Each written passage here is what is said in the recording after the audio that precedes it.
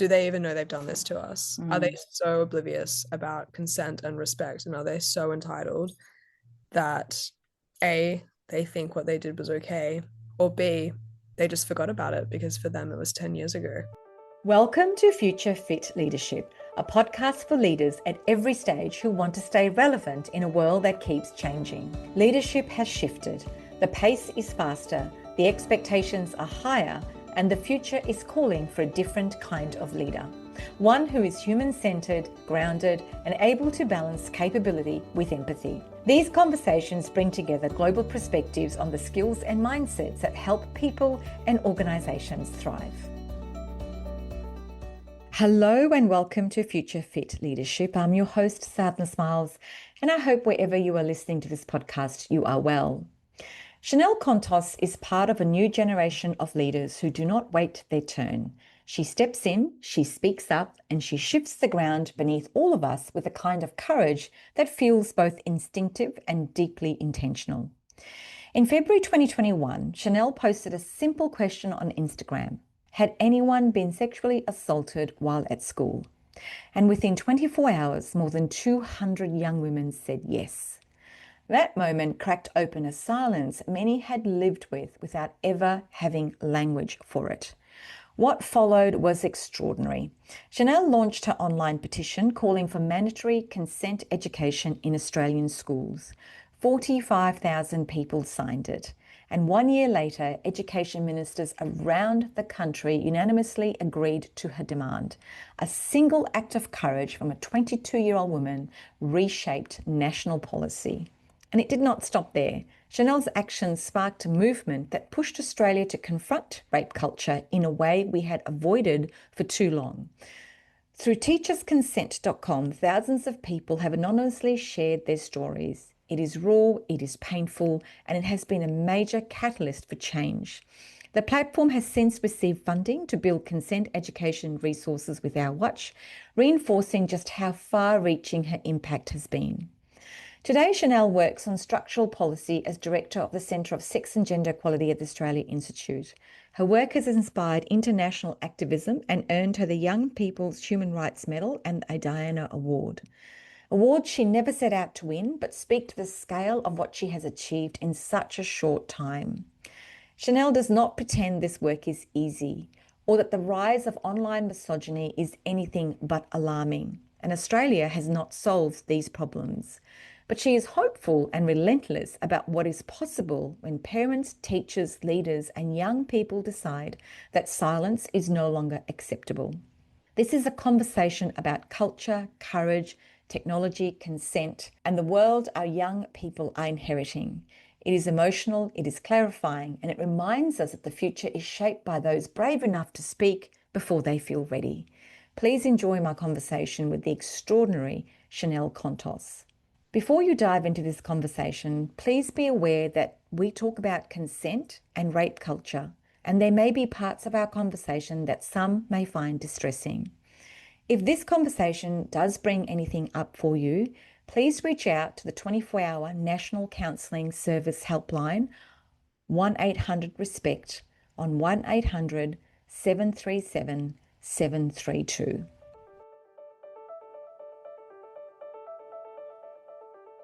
Hello, Chanel. Welcome to Future Fit Leadership. How are you today? Great, thank you. Thank you so much for having me. Oh, I'm really excited about our conversation today. For someone so young, you've achieved so much already in your life. So, I think I love talking to young people who are high achievers because you really are setting, I think, the tone for what not just the future of Australia, but global conversations could look like. So congratulations on all of the success that you've had so far and the change that you are driving, through schools and communities. But I want to start our conversation taking you back to your childhood. So you grew up in a Greek environment. In fact, you've quite often been called a Greek activist. And I'm really interested to hear what life was like growing up and what the role models were like for you growing up. And the reason I ask, everyone knows I'm Indian. And in my household, the men had more power, or in my environment, the men had more power than women. Women were seen to not have a job and you get married and you have babies. And And that really, I think, reflects sometimes on how you grow up in that sort of culture. So I'm intrigued to know what your life was like growing up in a Greek household. Yeah, I'm so glad you asked that because also what I've noticed with a lot of my Indian friends is we had really similar upbringings Yeah. in terms of those those norms, and I really, really relate to everything you just said. And it did feel like the patriarchy was a bit more present in my childhood than maybe some of my peers whose um I don't know, whose yeah, families have been in Australia longer, whatever you want to refer to it as. Hmm. And I think that has informed my work in quite a unique way because I think I was slightly more privy to rape culture Hmm. because the like norms and expectations around it were a bit more obvious to me than maybe a lot of my friends because of the way that people in my community spoke about these things. There was a lot of shame around sex. There was a really big focus on purity culture. Um, it wasn't women. I was very much expected to earn my own money and get a job. And my mom, I think, was my mom was definitely the first woman in her family to have a university education, or at least her and her sister. And that was a privilege that I didn't take for granted in my education. There was a big focus on education. And yeah, I was very much expected to work hard and earn my own money and, always be stable myself. Except there was still this idea of like peak womanhood is getting married, having babies, doing that. So it was interesting to, I guess, have that contrast versus what I was learning at school and different things. And I think it helped me articulate all these things I talk about slightly more because they were a bit more obvious to me. I think being Greek has impacted my view of the world massively. And I think a lot of people can relate to that who have parents or grandparents who have migrated to Australia and they're kind of Yeah. pushing on to a culture that they left at a point in time. Yeah, it's an interesting point, isn't it? Because, and we'll talk more about your work in a moment, but when I was sort of, following your journey, and I have done for a number of years now, the question that always comes up for me is how much work have you done or had integration, or, sorry, interactions with those from ethnic backgrounds? Because a lot of what you talk about, it's not talked about openly. When I grew up, we didn't talk about sex. We didn't talk about rape culture. We didn't talk about boys whistling at us in school and making us, feel awkward. It was silence. It was shameful, and we just didn't do it. Having said that all, I was very lucky that I grew up in a household where my father, didn't do that. I remember going on a boat cruise one day and coming home and telling my dad that the boys had hassled us all day. Well, he got in the car, drove down to their house, told them off in front of their parents, and then made them come back and apologize to me. And I look back on it now and Okay. I go, Dad, that's so awesome. But that wasn't the Amazing. norm. No. Yeah, I don't think I would have even told my parents any of these things because I felt like it, but I don't know how they would have responded. I think that at Teachers Consent, we try to ensure that our resources and the work we do can be as applicable to as many people as possible and acknowledging that Australia is a very diverse country in that way. And we actually recently ran a government project where we created a suite of consent education resources on social media. And the key resources from that we translated into 6 different languages that were Mm, most commonly spoken in Australia because we wanted to reach those communities because it is so important to have those sorts of conversations there for all the things we just spoke about. And I think education could be so transformative because I realized that what I just said about my upbringing and great community sounded kind of harsh, but I don't think it was intentional. I think it was just like literally the culture and what mhm. was thought to be the best thing and what was thought to be the safest thing. And so I think given the opportunity to reflect on those norms and think about like, oh, maybe those actually didn't serve me very well. So maybe that's not how I want to pass them on to my kid can be really special. Yeah. So let's go back to that night in 2021 where you put up the Instagram story, asking followers if they knew someone or had been themselves sexually assaulted. And within 24 hours, you were inundated with comments and yes. When you put that up, I'm interested to know what mindset you were in and what was your expected result from that? Because I'm sure you didn't think what happened was going to happen. No, definitely not. Um, my intention from putting that Instagram story up was to get my old school and the nearby schools that that I had friends that went to start teaching consent, Mm, or to teach it earlier if it was something that they did later in school. So that was what I wanted, but I already thought that was really ambitious. And I'm a pretty calm person, like relatively chill. And I was really angry when I posted that Instagram story. mm, It was like truly a moment defined by anger and really heightened emotion and a real sense of injustice. And I don't know if I knew it at the time. No, I think I did know it at the time. I think I was trying to create an avenue for justice that didn't exist because it just felt so unjust that this happened at such a scale, and that the people who had done these things to us when we were younger probably didn't even think about it. And I remember my overwhelming feeling being, do they even know they've done this to us? Are they mm. so oblivious about consent and respect? And are they so entitled that A, they think what they did was okay, or B, they just forgot about it because for them it was 10 years ago. And so I think it was a way to carve out some form of accountability or justice that felt like it had never been afforded to me or my peers. And it was satisfying. It was really satisfying posting that story and feeling like there was a taboo being broken. It was really scary, but just, imagining all the boys who had done these things seeing that story and maybe feeling personally attacked even though they weren't named, that was a satisfying feeling. How old were you at the time?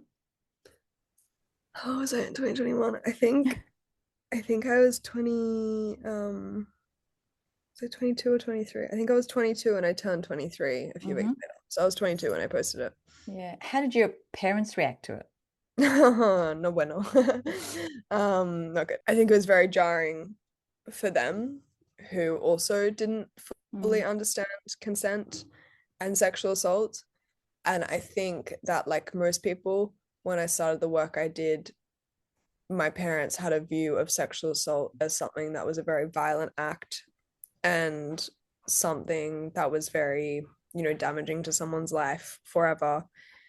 And I think their initial reaction fell in that category. So they reacted to that in a way that I guess was probably fair if that was the case. But teachers' consent was really bringing light onto instances of normalized sexual violence that included widespread sexual coercion with, minimal force being used, with the perpetrator being someone known to you, trusted by you, hmm. and someone you have a crush on. And sexual assault, encompasses various different acts, including oral rape and digital penetration. And I think that's why it's also so important to have this education because it widens the viewpoint. But they're very supportive now of my work. But Sure, it they're took very proud of you of your work. Yeah. yeah, it took some time, but that's okay. It's a confronting situation and it's decades of unlearning that needs to be done. Mm. Now, teachers' consent has allowed you to go into rooms to talk with the police, education ministers, and even prime ministers, all in your early 20s. What has that taught you about power and access and the change institutions could potentially make?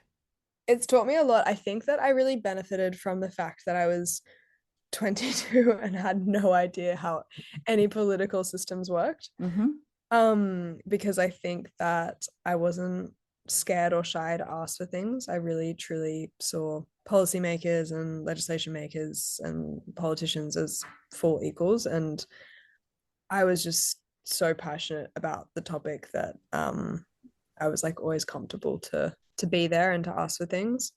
Like I was, do you know Kate Jenkins? Yes, Yes. yes, So she's yes. former Sex Discrimination Commissioner of Australia and is now head of Creative Workplaces Australia and does a billion other Amazing work. incredible things. Couldn't, yeah, I don't have her CV memorized, but she's the best person ever. Anyway, we were having lunch the other day and we were laughing about a time that it was me, her, Anne Hollins, who's another human rights commissioner, well, at the time was another human rights commissioner, and three ministers had a meeting together.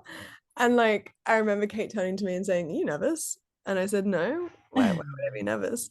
And in hindsight, I now understand that trying to get three ministers in a room together and coordinate their diaries is essentially an impossible feat, plus the two human rights commissioners. But I didn't know any better. And I think that just really helped thinking, this is just another normal day in Parliament House where people get together to talk about things. And I just happened to be here. And I think it was so important for me to share that youth voice because it felt like we were so missing from this dialogue of something that impacted us so greatly. And I think that these people in power were thankful to have a young person speaking about these things. And that's something I found throughout my work over the last 5 years. Whenever I can offer someone in a decision making capacity the opportunity to meet with young people, they almost always take it up because they want to know and they want these sorts of conversations and they want someone who's can share their views and their experiences with them. There just is like quite a significant disconnect between what goes on in this one building in Canberra and how the rest of young Australians live their life. But there are avenues to that. And I also feel like in the last few years, there's been like a massive surge in the amount of youth advisory groups that are involved in kind of any projects, particularly government projects. And I feel really proud of that we are having that shift happen slowly. So yeah, any young person that's listening, they're probably going to learn more from you than you're going to learn from them. So do assert yourself into that room. And there's a lot of young people who are now willing to enter politics at a very young age as well. I mean, I know, I'm not going to mention names, but I know one personally, and she had a real go, didn't win her seat, but she's young. She's only in her 20s, but she has so much belief in, what she wants to see as the future of Australia, that she's willing to go into politics at a very young age. And that takes a lot of courage to be able to, and take the knocks and hits that go with it. Yeah. No, that's not an easy thing to do, but it's I think so important because if Canberra is supposed to reflect all Australians, then we need all forms of diversity, including age diversity. Age diversity. I want to talk about rape culture because quite often when you mention that, people roll their eyes. I'd love you to explain in its simple term what, for you, rape culture means. Rape culture refers to a sociological setting where sexual violence, sexual assault, rape are pervasive and normalized due to society's expectations of and attitudes towards gender and sexuality. Big, big old sentence. But the key word there is normalized. Because in a rape culture, acts of sexual assault can occur without them looking out of place. And that's because of foundational layers that set the scene for an act of assault to occur without it seeing that extreme. So, all the narratives we grew up with being like, don't wear that or you'll get raped, or everyone, I'm sure we've all been rated out of 10 at some point in our lives. Yep.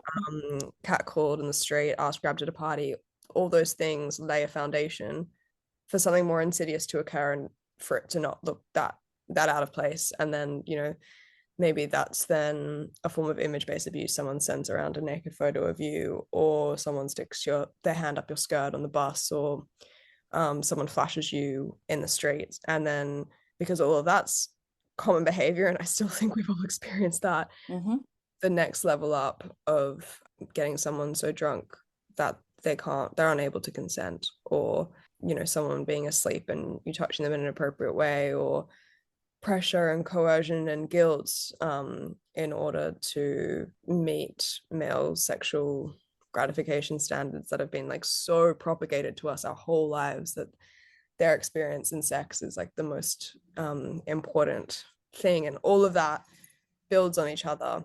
So then it means that those things I just listed don't actually look that different to all the other things because we've laid the foundations for them to be part of culture. Rape culture has a lot of attributing factors I mentioned before, purity culture, and significant taboos around female sexuality is something that contributes to rape culture, even if that doesn't seem that insidious in itself. Meanwhile, there's, you know, a complete exclusion of the way that men are able to express their sexuality. Like that's apparently really okay, and we see it as something that's inevitable. And what that kind of means is sometimes a woman can experience more shame for engaging in consensual sex than a man can experience for subjecting someone to non-consensual sex. Before teach us consent, which you are applying in schools in the education system, what were young people being told or not told about consent? I don't think young people were being told Anything? anything about consent. Or I mean, maybe they would get a consent talk at school, but probably too late. It was probably focused more on definitions of what sexual assault is, which is really important because that was my introduction to understanding consent, realizing that it was needed in order for a sexual interaction to not be one of sexual assault. But I think a lot of, like, if consent education was received, it was probably either taught us how to not get raped or how to avoid getting in trouble for rape. It's kind of what we've heard, I guess, depending on whether you're a girl or a boy in that situation. But it does need to be so much more holistic than that. And then I think the other factor of that is consent is often taught through the frame of the legal system, Mm-hmm. and through the idea of like, this is criminal, don't do this, and this will happen if you do this. Whereas I do think we need to, and I think we have stepped away from that largely um to look at consent more holistically, and understanding that the criminal system essentially fails to work to hold account any of these sorts of acts, and thinking about how we can have conversations about consent that aren't because you don't want to go to jail, but instead because you want to respect someone, and because you do respect someone, and because you do have empathy towards them, and you do see them as a human that has the same value that you have. And then what I think we're missing now, and we do need to take another step further, is to turn into a more strengths-based approach, to not only be like, don't rape, but move towards, this is actually how you have healthy intimacy, and this is how you Mm-hmm. be a good and respectful and caring partner, which is what Teachers Consent tries to do in all of our work. We're always trying to give young people the information that we know they seek about how to actually be good romantic partners Mm. across the spectrum. Mm. Yes, because there's a big difference between don't report or report to the police, or, move on or report to the police. There's a big difference between that and this is what a healthy relationship between two people looks like. And this is what a respectful relationship between two people looks like. Yes, exactly. And I think that we can't forget that most young people aspire to that. And the reason it goes south is because they've become products of their own environment that we've created for them, that have all these norms because of the things and messagings they've heard at home, on social media platforms, in the rom-coms they watch, in the sitcoms they watch, in whatever it is, in the schoolyard. Like the most minor thing, something I think about all the time was like at school, if our skirts were too short, we would be told, that's distracting to the male teachers, so you You can't wear it. can't wear it. And I understand uniform policy. I do. Don't get me wrong. I'm not saying that schoolgirls should be able to wear as short of skirts as they want. In an ideal world, maybe, but not in this world.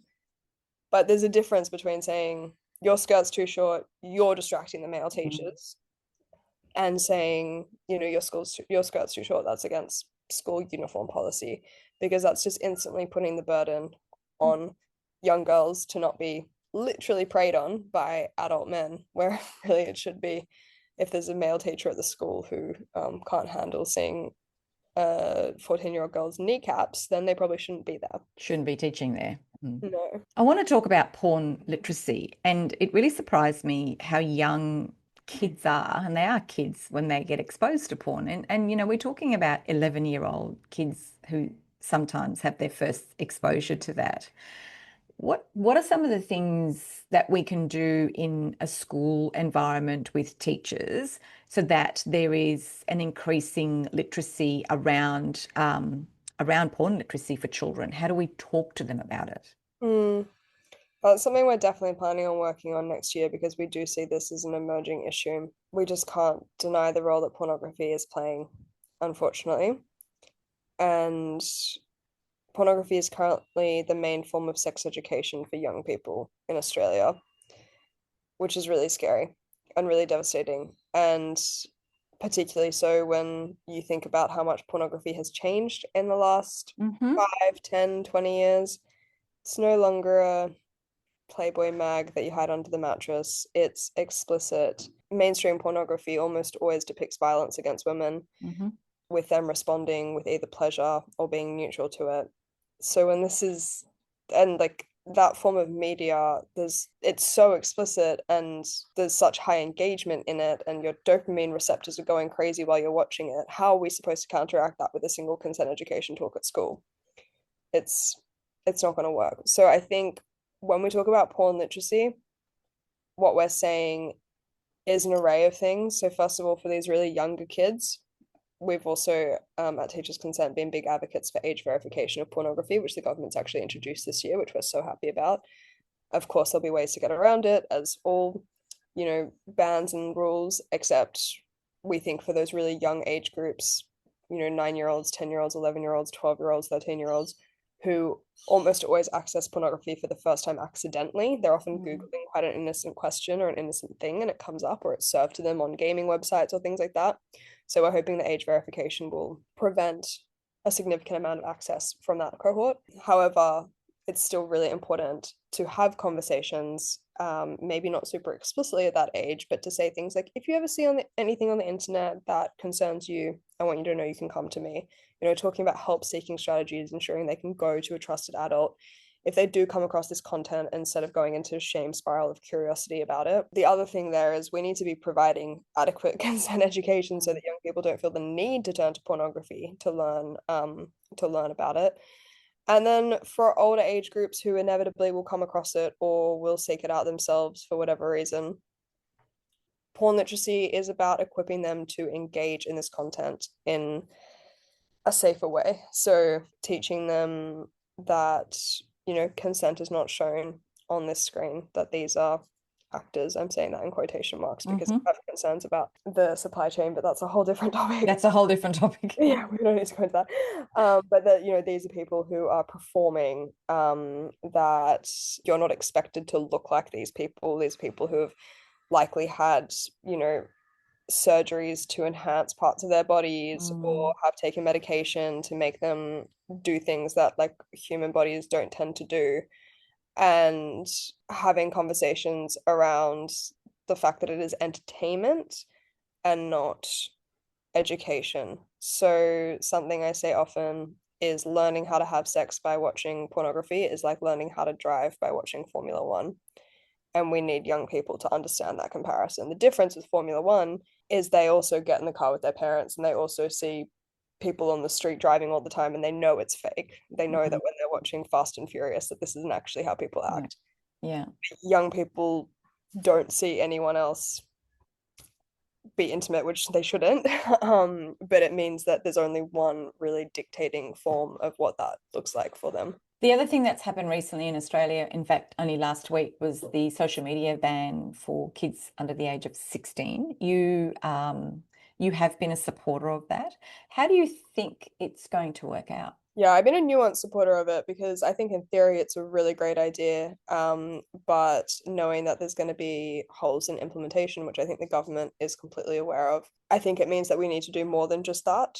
And I also think that whilst obviously under 16-year-olds are a primary population of who we should care about and who we do care about, I'm also concerned about over 16-year-olds, and not just kids over 16 and young people over 16, but all of us. Every other age group in Australia is still being exposed to harms online, and I do think we need to take next steps towards that. But bottom line is, I think the more time we can get young people off social media, the better. So I am very supportive of delaying the age of access, the same way that we have rules for, you can't drink alcohol until you're 18, Hmm. but most people have underage drank in their lifetime. it still definitely changes the accessibility of it and the norms of it, whether that's, because of policing by parents or the actual authority, like whoever it is. So I think it is a really important step to acknowledge that social media platforms have become what we could equate, their products have become substances, and that I think it's important to acknowledge that there's a minimum age that those substances can be safely ingested. However, I would love to see the government go further and start thinking about how we can make platforms safer for everyone. And a proposal that Teachers Consent has put forward is to be able to opt in to the algorithm. So when you download a social media platform, the default is that you're not in an algorithm and you actually have to choose to enter one, choose to give over your data, and choose to lose control over the content that's served to you. So that's about bringing affirmative and informed consent to our screens from the get-go. And then to be able to turn it on and off at will whenever you want, whether it's because you have a 16-year-old who's just downloaded social media and you're saying to them, you're allowed to have socials now, except I want you to have the algorithm off until you're 18. We've also had a lot of people write in to say that, they struggle with gambling. It's not a full addiction, but it's something that they do more than they want to do.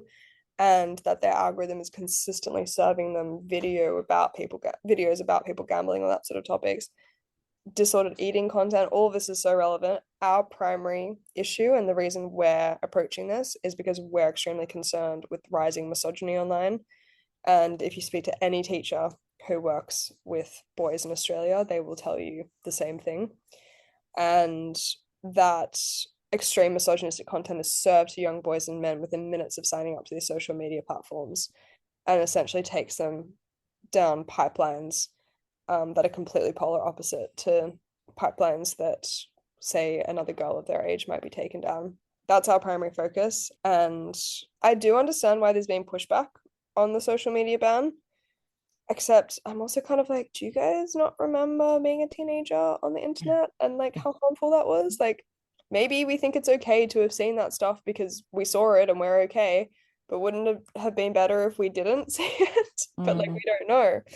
Yes, supportive on the condition that it's a first step and that there's commitment to do more. The Promoting Consent initiative is the next chapter of Teach Us Consent, where you're starting to use influencers and creators to model what the imperfect conversation is like. How is that going? Like, how is that being, how is the word being spread? How are people connecting with it, particularly young people? Yeah, the Parental Consent Initiative was a government-funded project and it went extremely well. So if anyone listening who has a young person in their lives, we have a suite of resources. They're made for 16 to 25-year-olds. That's by government standards. I personally would be comfortable showing my younger kid the content and information that's on there earlier. That's up to you as a parent if you want to do that. Or if you just want to send them the link and let them explore in their own time. We've had extremely positive reactions to it.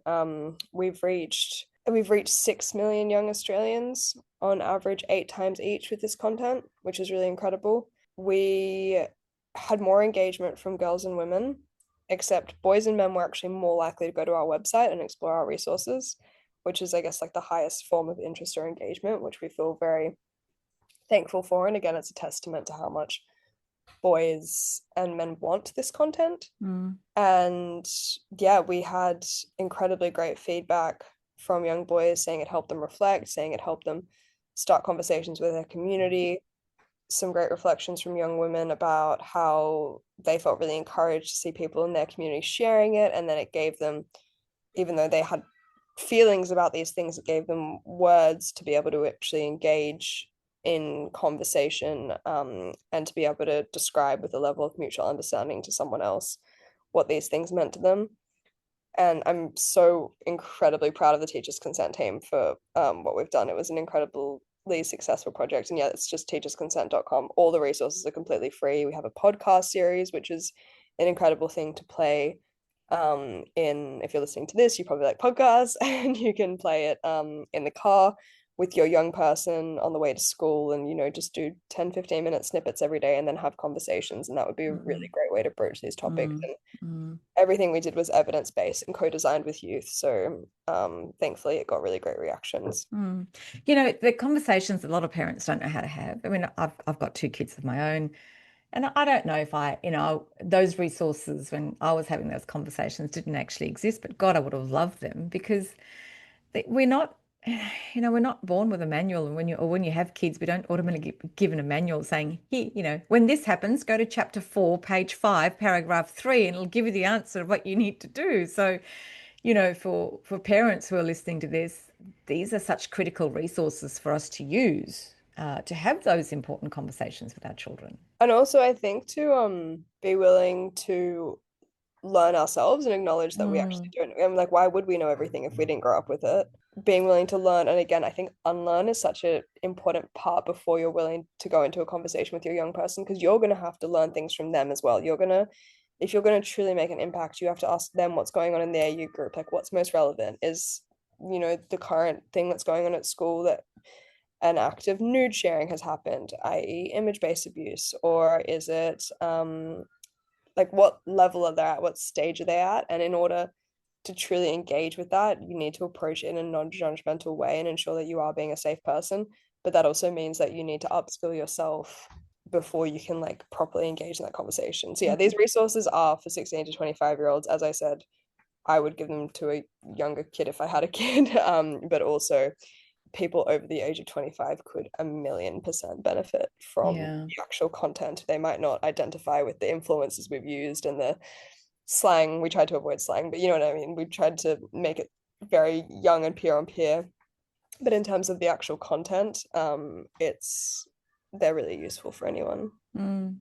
Sheila, I'm interested. You lead a youth-led organization. You sit on global committees. You hold space for people's trauma every day in your life.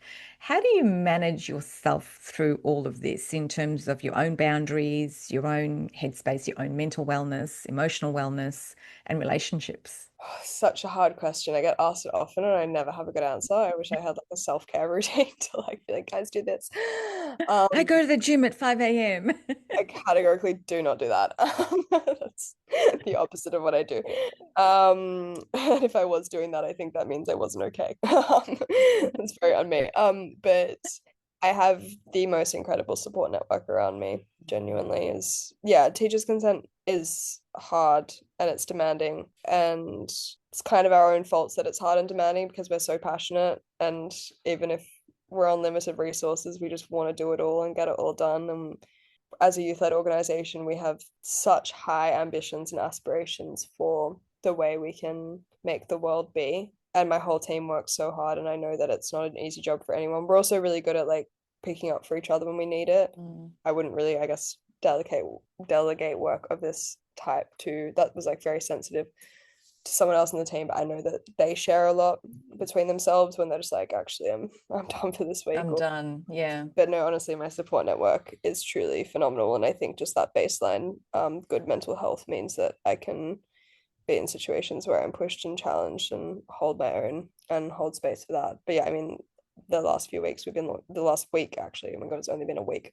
We've launched the Fix Our Feeds campaign, and I actually can't tell you it's been back to back every single second. So sometimes it just gets really intense, but when it feels like there's momentum and people are having conversations, then we don't want to lose that. Tell us more about that campaign you've just launched. So Fix Our Feeds, you can also find out more about that on the Teachers Consent website. At the time of recording, it's been up for a week, and I think we've gotten about 6,000 signatures from the public, and then Wow. many signatories from public figures, experts like Jess Hill, Dr. Zach Seidler from November, Malcolm Turnbull has signed our open letter.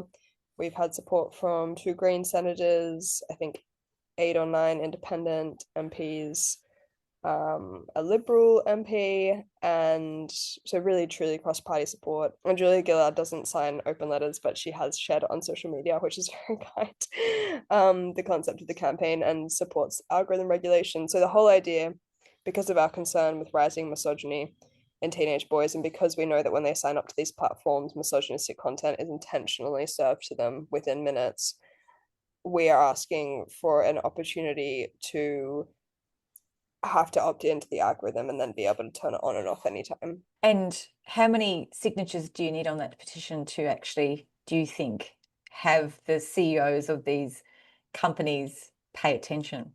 So it's not about having the CEOs of the companies pay attention. It's about the government because the government's the only one that can regulate them. So this is a open letter to our Prime Minister Anthony Albanese. So please do sign on if you're listening to this. If Mm. part of me is like, oh, maybe we'll be successful by the time it comes out, but I don't think that we would have be able to do it that quickly. But there's no actual amount of numbers, but the more the better, because if the government knows that the people that it has a duty of care for want this, then that will definitely help. And the best thing about this policy position is it's asking for regulation, except regulation often comes with baggage because people think, if they're a libertarian or whatever, that they don't want government regulation in our private companies. But the best thing about this is what it's actually doing is just putting choice and autonomy into people and actual users. Because if you like your algorithm, then you can just opt in and Mm. then everything is the exact same for you that it's always been. But it's just advocating for an option to be there for young people who want a softer landing on social media, or for people who are being taken down rabbit holes that they don't want to go down, or for someone who just wants to spend less time on their phone. And the other thing I've been thinking about a lot recently on reflection of how much social media has changed so quickly and so recently is this might not be something that feels necessary right now to you in terms of your usage of it, but it might be something that you want as an option in a few years because like who knows where things are going to go with the way that they captivate our attention and use our time. Yeah, I was going to ask you that. What worries you around, the way technology and AI is moving so fast at the moment and it's literally out of control? What worries you? What's your main concern around that? I have so many concerns around that, but I think the radicalization of young men online and ingesting fake news and mis and disinformation about feminism and about women and about false rape allegations and about the fact that, this is how you be a man and they should stay in the kitchen and their property, and just Mm. this massive resurgence of extremely misogynistic attitudes that I really thought we moved past. And we did for a little bit. And now we've gone so far back the other way that actually young boys and men are more likely to hold misogynistic attitudes than men in their 70s, which is like it's so devastating. I think social media peaked in about 2011. So I don't know if anyone else listening was on social media then, but that's when it was just your friends, your feed was chronological, and you could follow and explore the internet by intentionally following hashtags you were interested in. And that means that you got to choose how to explore the internet instead of just being sent things that they know is going to invoke strong emotions and intense reactions of either like desire or insecurity or outrage or validation or anger or whatever it is. So, yeah, this policy proposal is essentially asking us to have a setting that can bring us back to the glory days of 2011. 2011. Take time back. Yeah. Yeah. The comment you made about how young men today, there's such a polarization between where we were 5 years ago, 6 years ago to where we are today. Mm.